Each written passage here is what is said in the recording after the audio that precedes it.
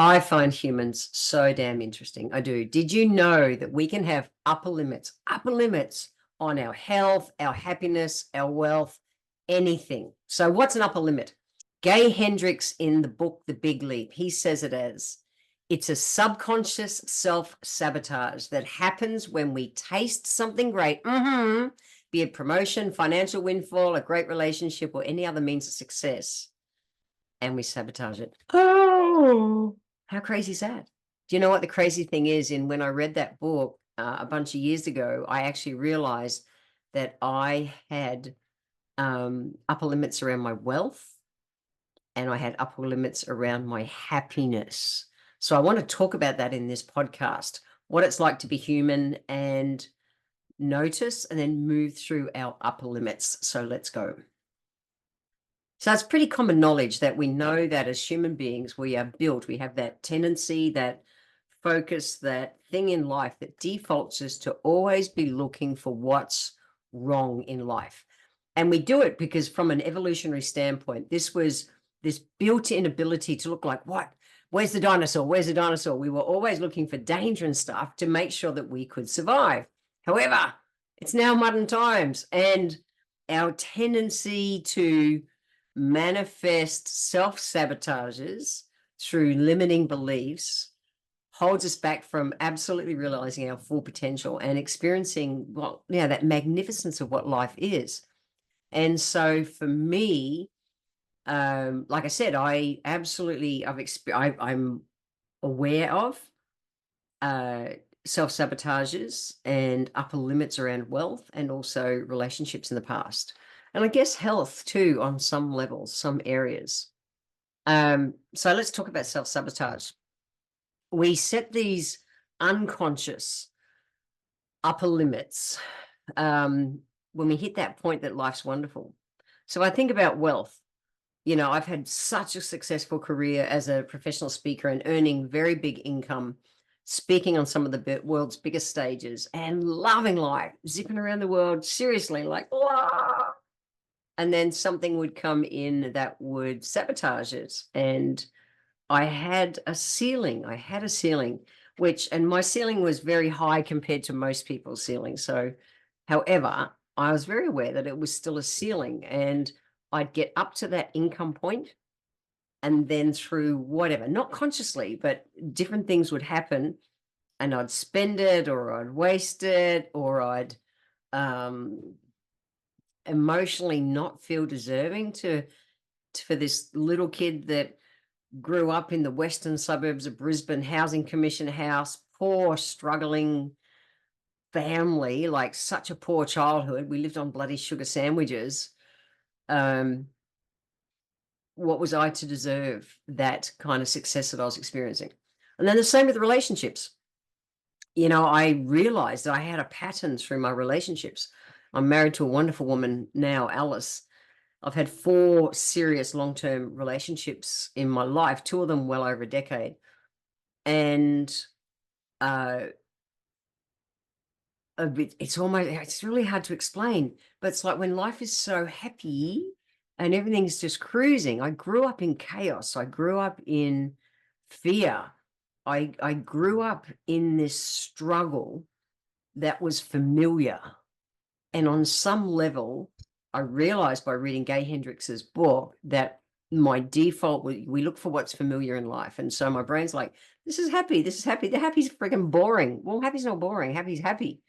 And so I would do things, whether it was, you know, be a dick or not be caring or whatever, and just, you know, emotionally disconnect or something, which was all just repeating patterns out of my childhood. Yeah, there's so much. It's complex and there's tons to it, but I wanted in this podcast I really encourage people to read that book because it helped me so much. And we hear about people who it's like they've got a deep-seated fear of success from achieving more than what they think they deserve. And it'll trigger feelings, like I said, for me, like unworthiness. I've been this poor kid. How dare I, aim to be and achieve to be, one of a 1%er in the world that earns, a lot of income, but then I do good things with that income. through philanthropy and stuff, but I had so many games going on in my head in the past, and it was actually like a self-sabotage. So it doesn't necessarily come from, or it doesn't come from a conscious thing. It comes from, like I say, that familiarity, can't even say it, it's a big word, familiarity, and comfort. And it means staying stagnant. And think about a river. If you dam a river and don't let any water out, eventually it goes putrid. Ugh. So in Chinese medicine, we say everything has to flow, everything has to be moving, or it becomes stagnant and rotten. So when we do that, when we settle, oh no, it's all good, I'm good, yeah, I'm doing good enough, yeah, it's all good. Yeah, we're not reaching our full potential. We're not really passionate and into life to what we can be. It's like life can be okay, but what if life was actually fucking epic?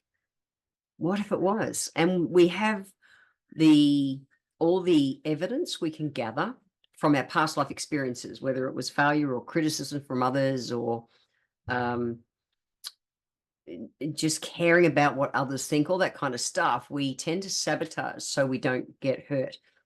And part of this conversation came out of Alice, my wife, and I talking about how she had a lot of trauma as a kid, as a youngin, but it built in her um, an ability to hold her nerve.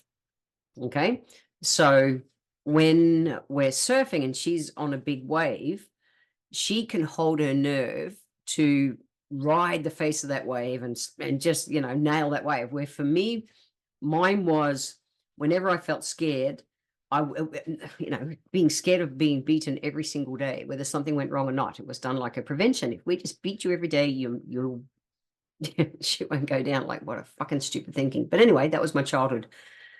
So it was like every day you just waited for it and waited for it and waited for it. And so for me, that build up, that fear meant physical pain every single time. You just didn't escape it. And so for me, when I'm surfing, I'll hold myself back. I have an upper limit around at the moment I'm working on. I've had an upper limit around my ability to be able to surf bigger waves, that I have I've had a perceived fear of, thinking, wow, if I do this wave that Alice can do and she can do bigger, but if I do this wave, well, I'm just going to get hurt. And so I just don't even do it. I stop myself. And it's it's all that life and childhood and all that kind of stuff that's come before us. So I know that there's tons to this. And I'm not saying don't go and get professional help for breaking patterns and all that kind of stuff. And for me, just the awareness is huge. When I really became aware through reading that book that I had these upper limits, especially on that happiness, was huge. It's like, oh my God, I have absolutely sabotaged relationships in the past. And I've sabotaged my wealth in the past. And so these are some kind of simple steps to start the process, that conversation in us, which for me raises my awareness. So when those self-sabotagers try to sneak in, I'm able to go, oh, I know what you are. Nah, I'm good. I'm good. I can stay the course. So we know we're built for that fault finding, okay? And that shows up with most people as self-criticism, self-doubt, a sense of inadequacy. We will focus on could focus on our strengths and achievements and all our wins. And instead of that, it's like, 9 things go great in the day. One thing goes to shit. And what do we focus on? The one thing that went to shit. That's that survival thing. Okay. And then the normal thing is, which is sad, is that we have no compassion for ourselves. I've talked about in the past about, being gentle with yourself. And we would never speak to another person or a child or anything the way we speak to ourselves. So that's it. That's the next one, which is to move from that fault finding to self-compassion and just be gentle with yourself. Because the next one after that is then limiting beliefs. We have this prison in our mind. So with that fault finding that we naturally do, the limiting beliefs we put on ourselves further dig in what's wrong with our lives. And so even things that, simple things.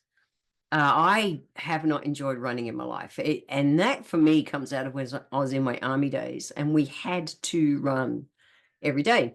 And if one of the punishments was to run, if you did something wrong, great, go and do a 5K run or do a 10K run.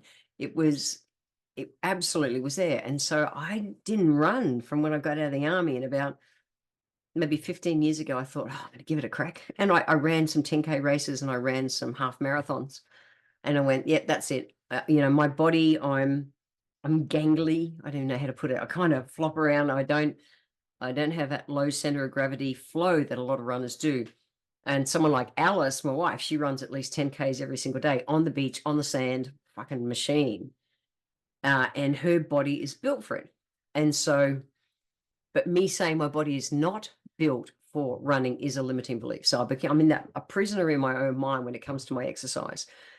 So I get different results as a walker to someone who's a runner, and neither's right or wrong.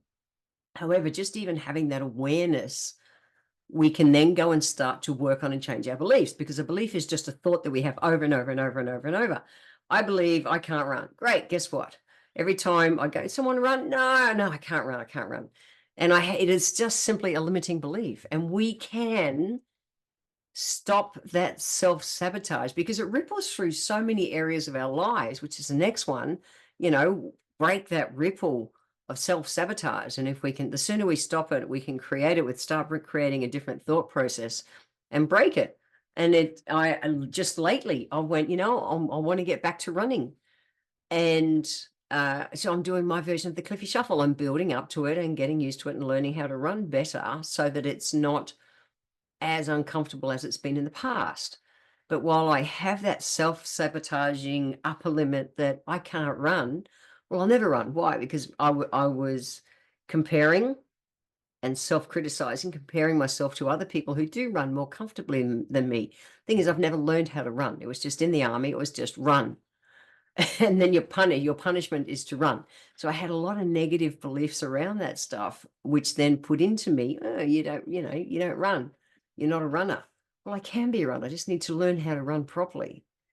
So instead of embracing challenges and these moments that are kind of opportunities to grow that are sabotaging us, what if we embrace the challenges as, yeah, it is. This is a super cool, good thing, opportunity to grow. And it's just our mindset. It's a tiny tweak. It's like, yeah, it's the same thing. No, it's not. One is like, for me, this sucks. It's hard. It's easier for me to not be a runner than go through the process of learning how to be a runner. Okay, because the not being a runner is familiar, it's easy. Yeah, just go for a walk. Versus learning and going through that, the body adjustments as my body learns how to be a runner. No, I don't want to go and run ultra marathons or anything, but I'd like to, if I choose, be able to go for a run. But I need to move that upper limit that's stopping me from it. And it's just all in our brains. It just is. And the comparison and everything is what sets up that self-sabotage. So being gentle with myself is a big part of it, challenging that limiting belief. And so there has to be the willingness to change. It has to be that I want to run versus someone saying, Jen, you should run, get out there and run, all that kind of stuff. It has to be willing within us. Otherwise, my brain's still going to go back to the fact that it's like a punishment. So when something's coming up, or how to use this, I use those kind of little processes. If something comes up and my normal default, I'll notice that it's like, so it's, and as a kinesiologist, we say, what does it stop you from doing? So if someone's got something going on in their life, we go, okay, cool. What's it stopping you from doing? Because the upper limit is what it's stopping you from doing. Oh, okay. So if I ran, I could have a different state of cardio health, for instance, or physical health, or another option to be able to enjoy running on the beach with my wife if I wanted, or whatever. And it's like, instead of just defaulting back, it's like, notice, stop, there's nothing wrong, be gentle with yourself, go, okay, so what if I was, and Alice talks about being curious. Well, I wonder what it would be like to actually run on the beach. I wonder. I've got this story, or I've had this story in my head about how hard it'll be to run on the sand, all this kind of stuff.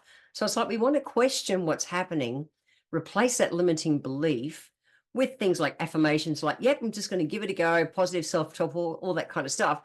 But what has worked really well for me was when Alice said to me, be curious. Same with Bigger Surf.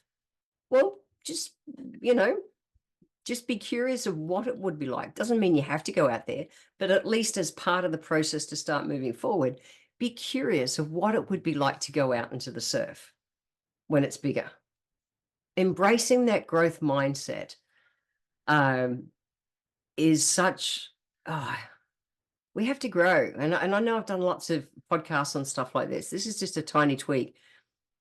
If we're not growing, we're dying. That's it. Same as a tree. If it's actually not growing, it's dying. So we need to be moving forward, no matter how slow it is. We need to be moving forward. There's that personal evolution that has to happen. It's part of our survival in life.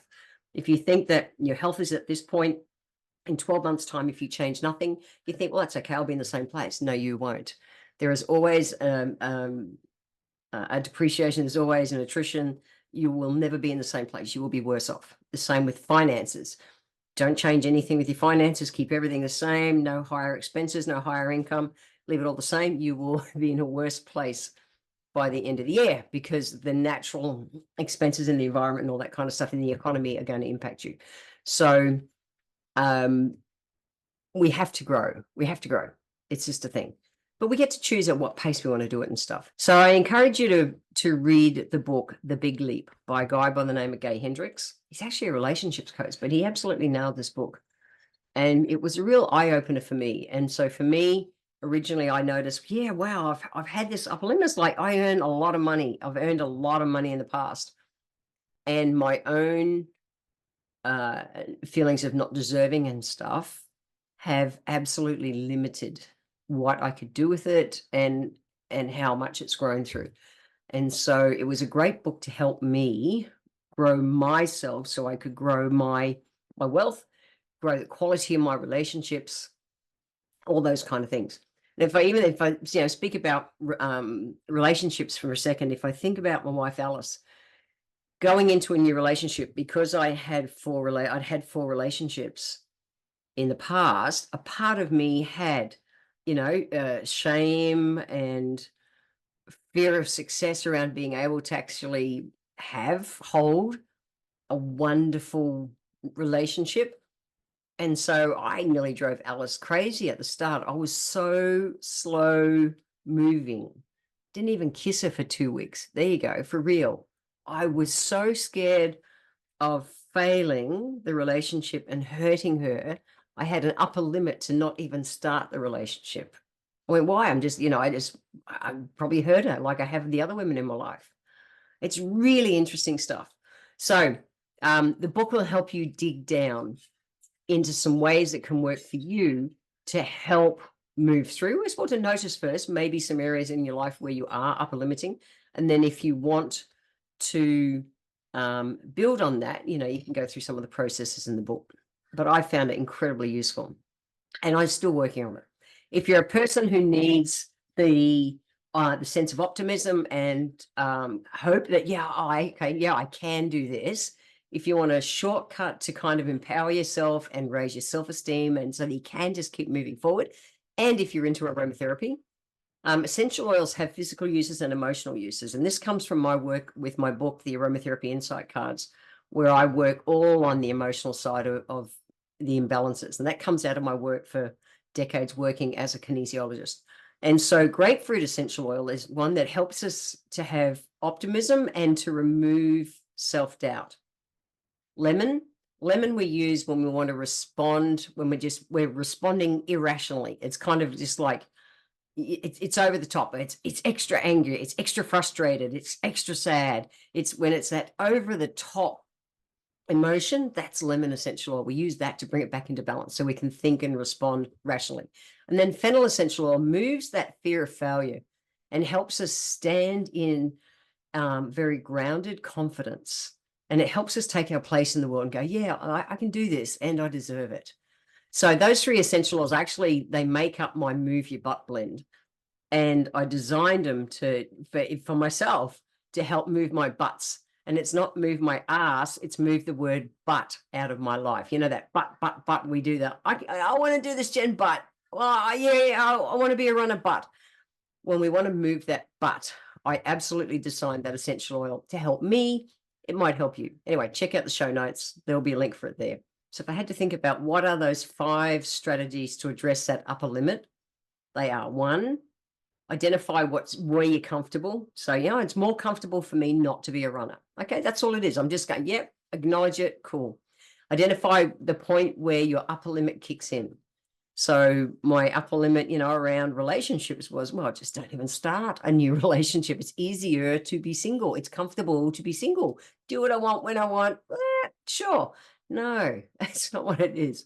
And then acknowledge your feelings when they come up. So when they're coming up and you're starting to react, and as you're right on that point of breaking through that limit, okay, we have our own glass ceilings.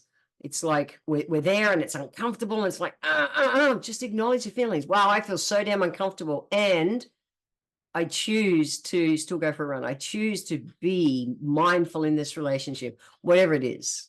Okay, I choose to do the work to build my wealth, whatever it is. Number 4 is to be gentle with yourself. Just be gentle with yourself. Nice and simple. And then number 5 is to celebrate the wins that keep you moving forward, and cheat and use aromatherapy if you need to.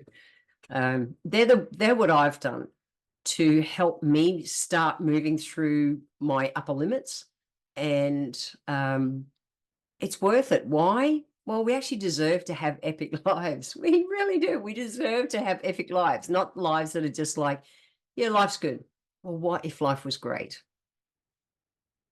Noticing and starting the move on my upper limits has been able to really directly move my energy from good to great. That's it. I hope that helps. See ya.